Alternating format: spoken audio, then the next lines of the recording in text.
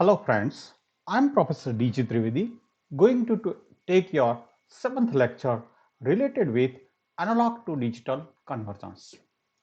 In analog signal is required to be converted into the digital signals because the microprocessor etc. the computer system or digital system cannot understand the analog signal. So the analog signal has to be digitized, and one of the method for digitizing the analog signal is continuous method, and we have studied that there is a simultaneous converter was used. What was the advantage of the simultaneous method? It was easiest and fastest convergence was possible using a simultaneous method. But the drawback of this method is you require a more number of comparators. If you want to convert the analog signal into n-bit digital signals, for that 2 raised to n minus 1, that number of comparators are required. Suppose you want to convert into 4-bit network, then 2 raised to 4 minus 1, that is going to be 15 comparators are required. So as you are interested in higher and higher resolutions of digitizing the analog signals, then more number of comparators are required, and accordingly the circuit becomes more and more complex is going to be there. But the advantage is that it is a fastest convergence. That is the advantage of continuous simultaneous convergence.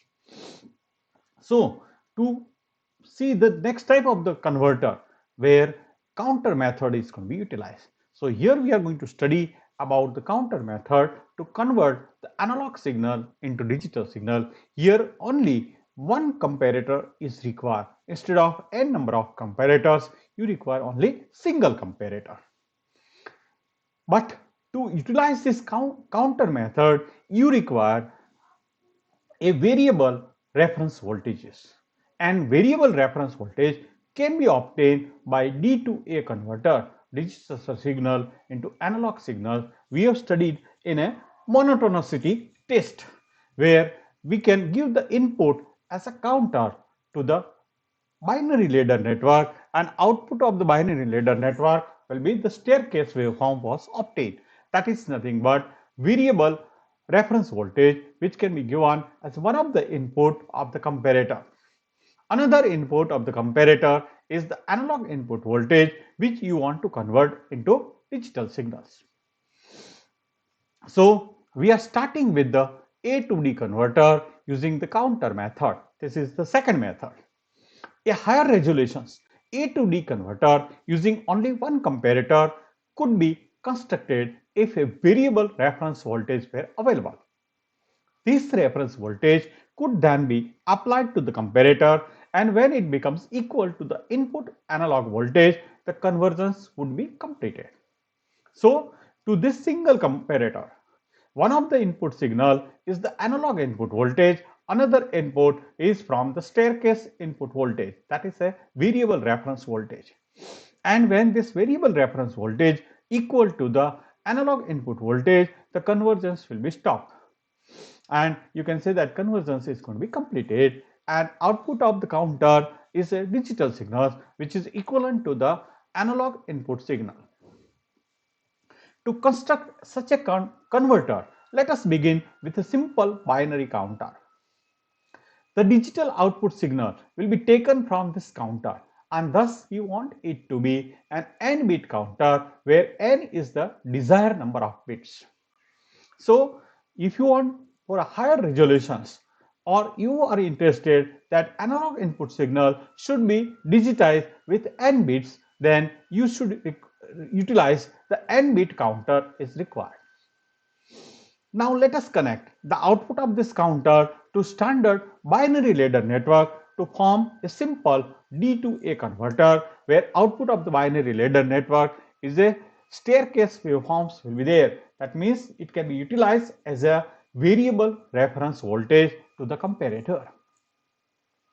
If a clock is now applied to the input of the counter, the output of the binary ladder is familiar staircase waveform shown in a figure 12.16. This waveform is exactly the reference voltage signal we would like to have for the comparator. With a minimum of gating and control circuitry, this simple D to A converter can be changed into desired A to D converter.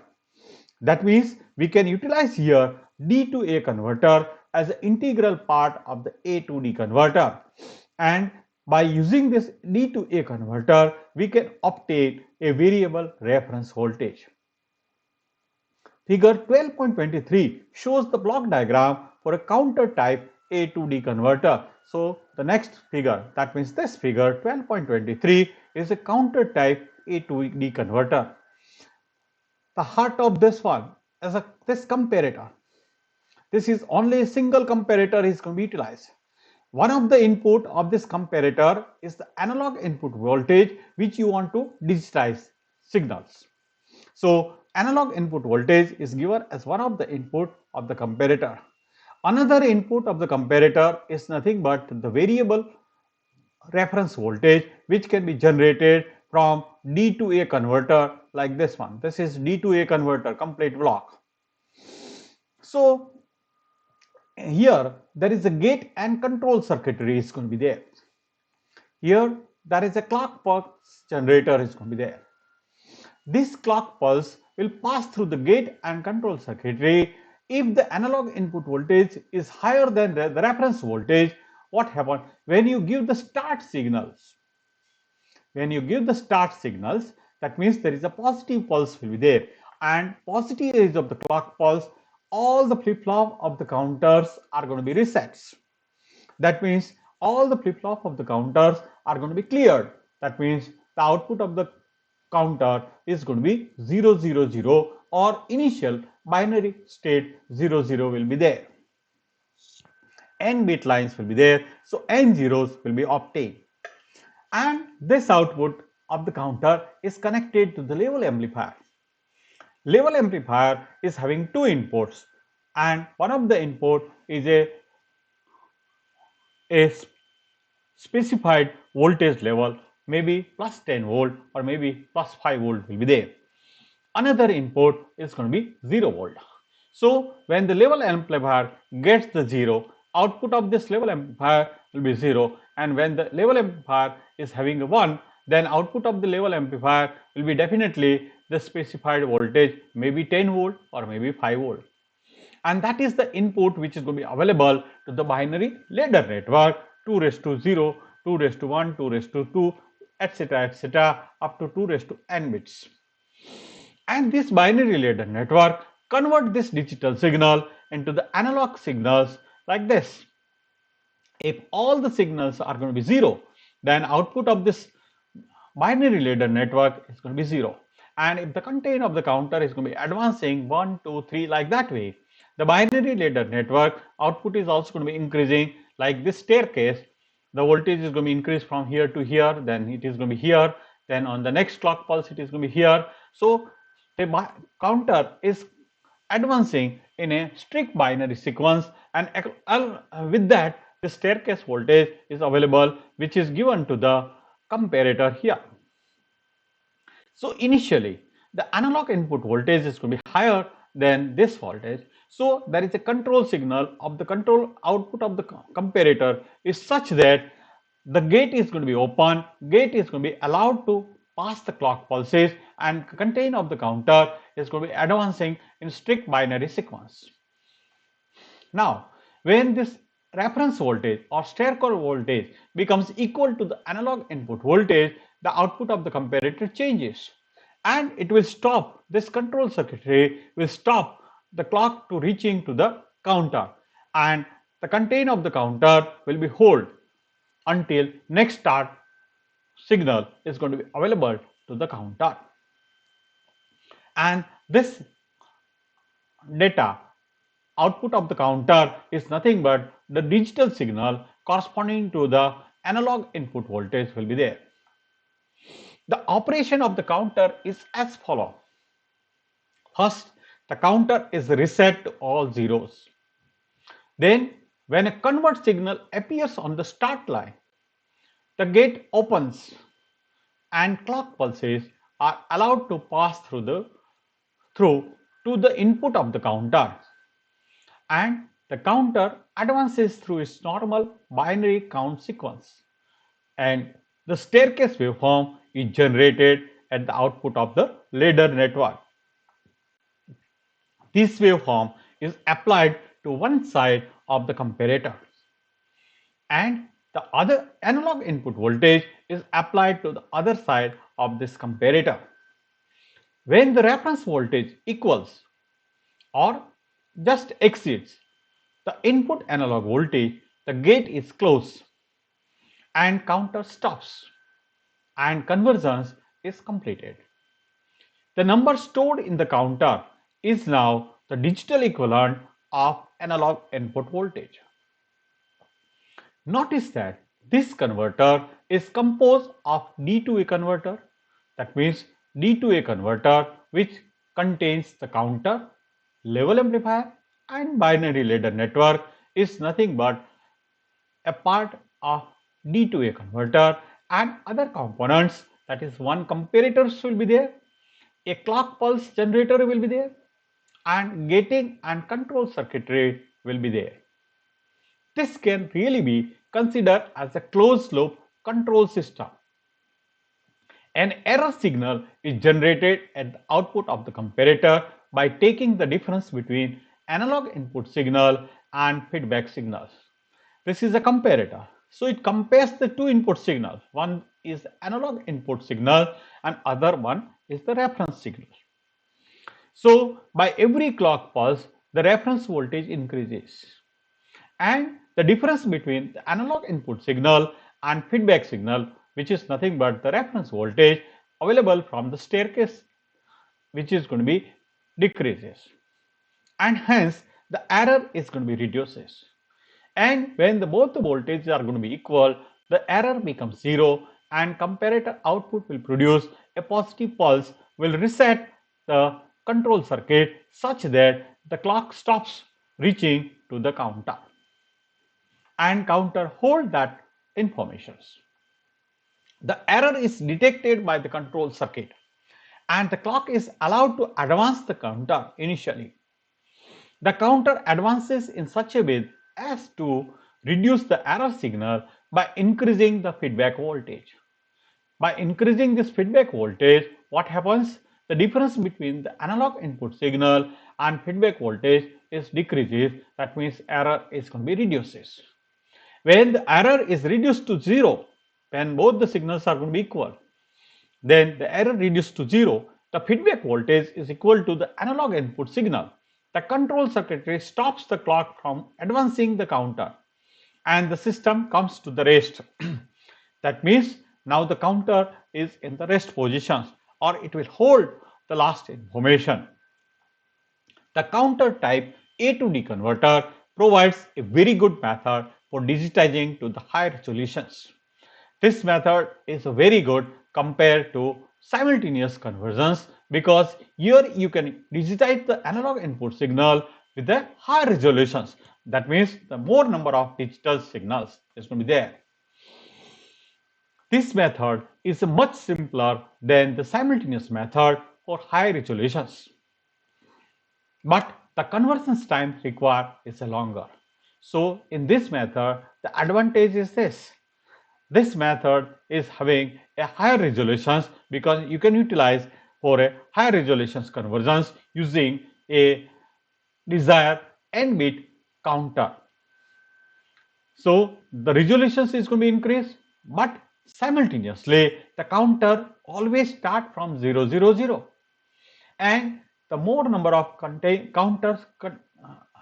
more number of clock pulses advances counter from 000 to 111 by 2 raised to n counts.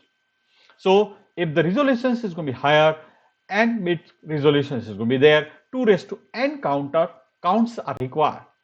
That means conversions time is required longer.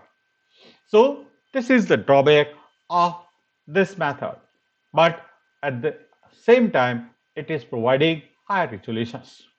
This counter method always begins with the 0, and to convert that analog input signal to the digital signals that depends upon the number of clock pulses, which is corresponds to the amplitude of analog input signal. Since the counter always begins at the 0 and counts through its normal binary count sequence, as many as 2 raised to n counts may be necessary before the convergence is going to be complete. So maximum voltage is going to be there, then 2 raised to n counts are needed. And if minimum counts are going to be required, that means analog input signal is going to be 0 volt, then no clock pulse is going to be required, that is going to be 0. So the average conversion time is there at therefore 0 plus 2 raised to n divided by 2. That is going to be 2 raised to n minus 1 count is necessary for average convergence time. The counter advances 1 count for each cycle of the clock and therefore determine the convergence rate. For example, that we have a 10-bit converter. So maximum number of counts are required 2 raised to 10. That is going to be 1024. And if we use 1 megahertz clock, that means one clock cycle time is going to be 1 microseconds. So for a maximum number of counts, you require a 1024 microseconds is necessary. Suppose, for example, that we have a 10-bit converter. It requires 1024 clock cycles for a full-scale count. If we are using 1 megahertz clock, the counter advances 1 count every microseconds. Thus, to count a full scale require 1024 into 10 raised to minus 6, that is equal to 1.024 millisecond or 1024 microseconds. The convergence reaches one half full scale in half this time or in 0.512 milliseconds.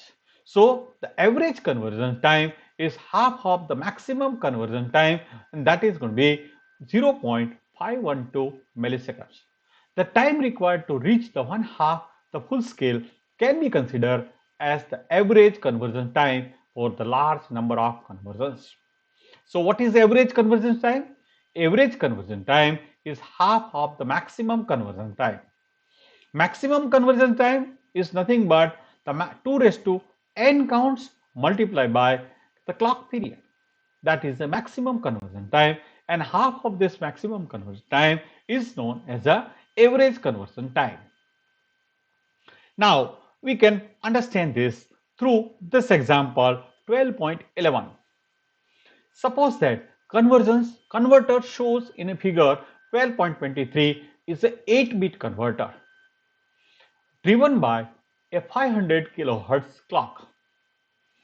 Then find A, the maximum conversion time, B, the average conversion time, and C, the maximum conversion rate. There's three things you have to find.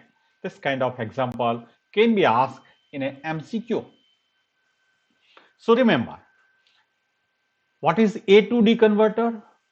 Analog signal you are going to digitize with a 8-bit converter. That means 8-bit will be output of the digital signals. So maximum counts are going to be 2 raised to n, that is equal to 2 raised to 8, that is going to be 256 counts will be there. Now we are utilizing here the clock frequency of 500 kilohertz. That means clock period will be 2 microseconds. Every count will take at least 2 microseconds. So 256 count will require at least 512 microseconds or 0.512 milliseconds. Solutions. An 8-bit converter has a maximum of 2 raised to 8 or 256 counts. With a 500 kilohertz clock, the counter advances at the rate of 1 count each 2 microseconds. To advance 256 count, maximum count, require 256 into 2 into 10 raised to minus 6 second, that is equal to 512 into 10 raised to minus 6 second, that is called 512 microsecond or 0.512 milliseconds. The average converter time is one half the maximum conversion time. Hence, it is one half into 0.512 into 10 raised to minus 3 second, or it is called 0.256 milliseconds. That is the average conversion time. So we are interested to find out the maximum conversion rate. So to take the one conversions, how much time is required? Maximum time is required 0.512 milliseconds. So in 1 second, how many conversions can be possible? That is known as the conversion rate. So in a C, the maximum conversion rate is determined by the longest conversion time. That is called the maximum conversion time. Since the converter has a maximum conversion time of 0.512 milliseconds, that is this one, 512 microseconds, it is capable of making at least 1 upon 0.512 into 10 raised to minus 3, that is equal to 1953 conversions per second is going to be possible, which is known as a maximum conversion rate. So in 1 second, maximum conversions can be possible 1953 per second. Figure 12.24 shows one method of implementing control circuitry for the converter shown in figure 12.23. Figure 12.24 shows one method of implementing control circuitry for the converter shown in figure block diagram 12.23. The waveform for one conversions are also shown. The conversions is initiated by the receipt of a start signal. So when you give the start signal, the conversion starts. Analog signal is going to be converted into the digital signals. The positive edge of the start pulse is used to reset all the flip-flop in a counter and to trigger the one shot. That means as soon as you give the start signal, then the positive edge of the start signal will be available to the clear of all the flip-flop of the counters, and all the flip-flop of the counters are going to be reset. That means content of the counter is beginning initially from 000 up to n bits. And at the same time, this start signal is also available to the one shot or monostable.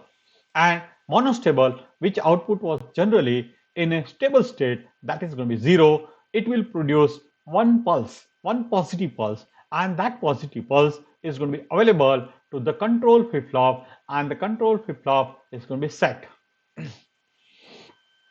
So what happens? You can see that the start signal is available to the one shot, and one shot which was in a stable state will go to the unstable state, and one pulse, positive pulse, is going to be produced. That positive pulse will be available to this control flip-flop. S becomes 1 and R is going to be 0 because of the output of the comparator.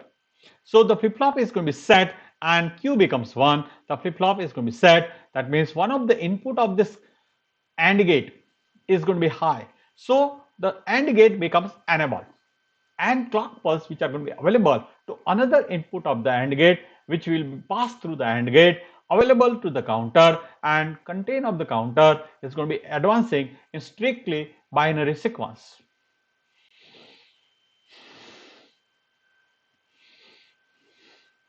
Now this output of this counter, which is advancing in strictly binary sequence, which is available to the binary ladder network, and its output is going to be like this reference voltage or staircase reference voltage, and this staircase voltage is going to be increasing, and difference between this analog input voltage and reference voltage is going to be decreases.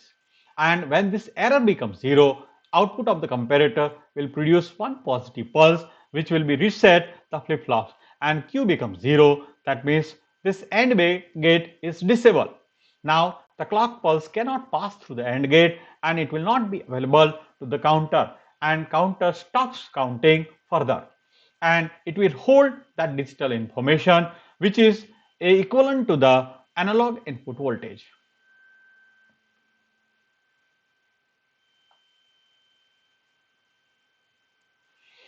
This is also shown with the waveform here. You can consider that system is going to be initialized with the start signal like this.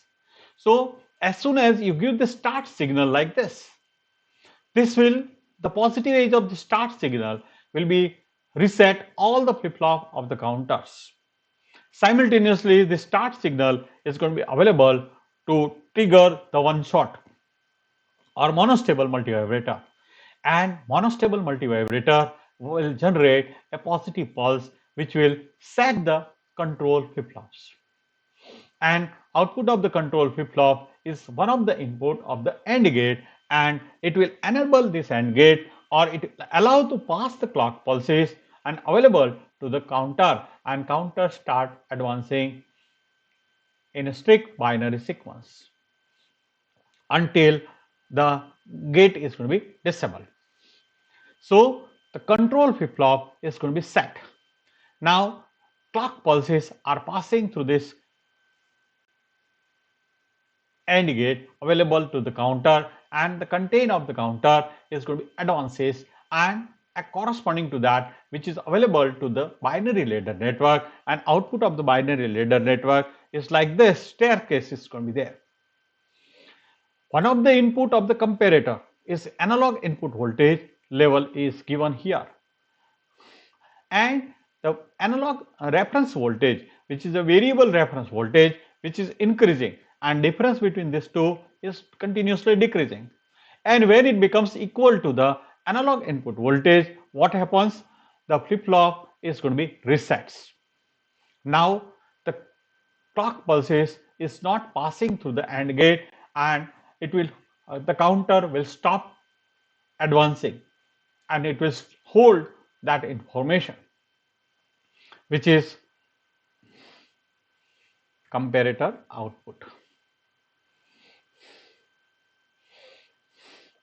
Here you can see that as soon as these two voltages are going to be equal, this comparator positive output signal will reset the flip-flop, will be disable the AND gate, and now the flip-flop will not, this clock pulse will not be available to the counter, and counter stops.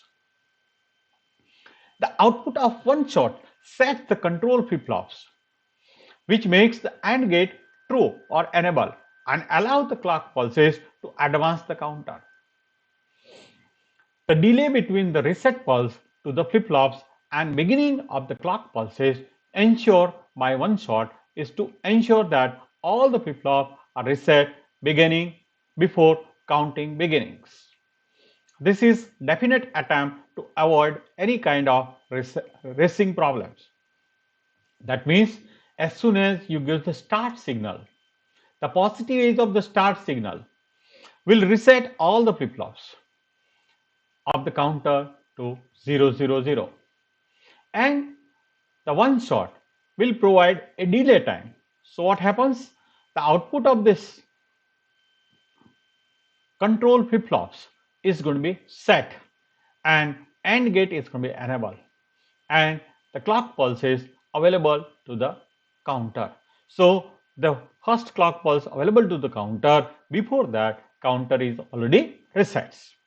So delay between this reset pulse to the flip-flops and clock pulse available to the flip-flops are delayed because of one shot and the flip-flop control circuitry, so that racing problem is avoided.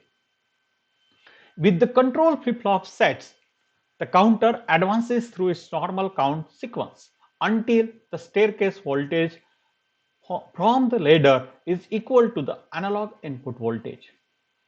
At this time, the comparator output changes the state and generating a positive pulse which resets the control flip-flops. Thus, the AND gate is closed and counting ceases or stops. The counter now holds the digital number which is equivalent to the analog input voltage. The converter remains in this state until another conversion signal is received. So now, because the clock pulses are not available, the counter holds that information which is equivalent to the analog input voltage. This conversion can again start only when the next start signal is going to be available. If a new start signal is generated immediately after each convergence is completed, the converter will operate at its maximum rate. So once the convergence is going to be completed, the next analog input signal is given to the comparator, and at the simultaneously one convergence is completed, again you give the start signal immediately, the converter start immediately. That means maximum converter convergence can be take place, or converter can operate at its maximum rate. The converter could then be used to digitize the signal as shown in figure 12.25a. So the maximum convergence rate is possible after every convergence is going to be completed. Immediately the next start signal should be available. The converter could then be used to digitize the signal as shown in the figure 12.25a. Notice that convergence time in the digitizing this signal are not constant but depends on the amplitude of the input signal. This is very important. As the analog input signal amplitude is some particular value, that means the reference staircase voltage required up to that analog input signal, corresponding to that number of clock pulses required to attend a counter up to that digital number is less. But if the input signal, analog input signal, is going to be higher, you require a staircase voltage to be higher. That means more number of clock pulses are required. That means convergence time is also going to be higher. So the convergence time of each converter depends upon the analog input signal amplitude. It is a variable. If the analog input signal is going to be 0, the convergence time is going to be 0. And analog input signal is going to be larger and larger, more number of clock pulses are required, and maximum convergence time is going to be 2 raised to n counts are required. And that is the reasons why average convergence time is 2 raised to n by 2, or it is called 2 raised to n minus 1 count is required, multiplied by clock cycle time. The analog input signal can be reconstructed from a digital information by drawing a straight line from each digitized point to the next. Such a reconstruction is shown in a figure 12.25b. It is indeed a reasonable representation of original input signal. In this case, it is important to note that the convergence times are smaller than transient time of the input waveforms. So you see this waveform. Analog input signal can be reconstructed from the digital information by drawing a straight line from each digitized point to the next one. This is the analog input voltage in figure 12.25a. The analog input signal which we are giving to the comparator, one side of the comparator, corresponding to that digital signal is going to be produced like this. This analog input signal, here there is a digital signal is going to be produced. Analog input voltage is going to be increased. Again, there is a digital signal is going to be produced here. Analog input voltage is going to be like this. Digital signal is going to be like this. So when you joining the straight line from each digital points like this one, and you can see that this shape and original analog input signal, this shape are going to be almost equal. So this is called a reasonable reconstruction of analog signal from the digital signal. So this is important. The analog input signal can be reconstructed from the digital information by drawing a straight line from each digitized point to the next. Such a reconstruction is shown in a figure 12.25b. It is indeed a reasonable representation of original input signal. In this case, it is important to note that the convergence times are smaller than the transient time of the input waveforms. So this kind of reasonable reconstruction is going to be possible if the convergence time is smaller than the transient time of input signal. But if the transient time of the input signal, this transient time of the input signal is larger, and convergence time is smaller. So reasonable reconstruction. The original waveform and digital waveforms are almost replica of each other. But if the convergence time is comparable with the transient time, then this kind of digital signal is going to be there. And you can see that the shape of this analog input signal and digital signals are going to be different. So you cannot say that it is reasonable reconstruction of the digital data. On the other hand, if the transient time of the input waveform approaches the convergence time, the reconstruction output signal is not quite as accurate. Such a situation is shown in figure 12.26a and b. In this case, the input waveform changes at a rate faster than the converter is capable of recognizing it. Thus, the need for reducing conversion time is required. So, whenever the transient time of the input signal is smaller, then the convergence time of this converter A to D has to be reduced and it has to be less than the transient time. Then and then only reasonable convergence is going to be possible. Remember this thing. Thank you very much, friends.